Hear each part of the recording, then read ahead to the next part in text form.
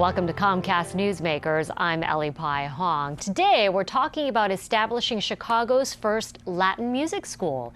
My guest today is Carlos Hernandez. He is Executive Director for the Puerto Rican Arts Alliance. Carlos, it is great to have you here. Thank you for having us here. Your Arts Alliance is all about all the arts, That's not right. just visual arts, but music arts in general.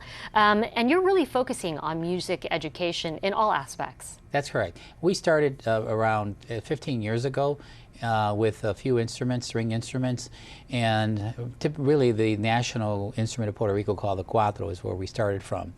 But since then, we are now developing a much more comprehensive string music program in its heritage base.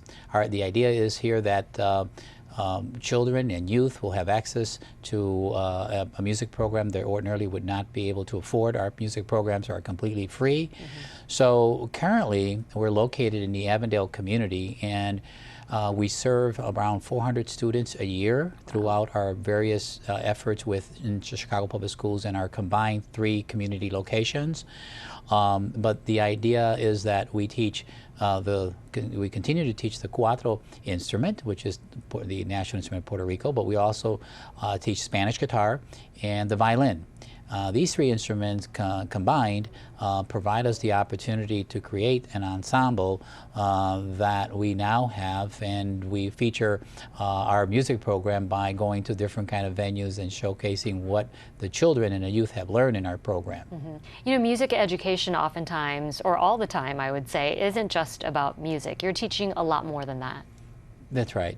That's right. Music resonates for children. We've learned that children, there are some children that come to us that really have a lower level of self-esteem. Some of them are not as outgoing, and by the time they get to done with our programs, you see them blossom. You see them becoming more sure of themselves. You see them, many of them improving their math skills, their reading skills. There's some correlation to that, as you know, that music education, the skills that you have there, and how you stimulate a child's mind, a youth mind, has an impact in other areas of education. So we're doing that.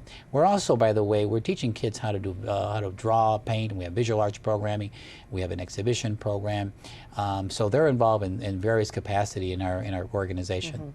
Well, obviously you have a curriculum in your art center. You have a partnership with Chicago Public Schools. I believe you're in 10 schools. Is that right? We are in 10 schools. We are in South Side schools and North Side schools, elementary and high schools.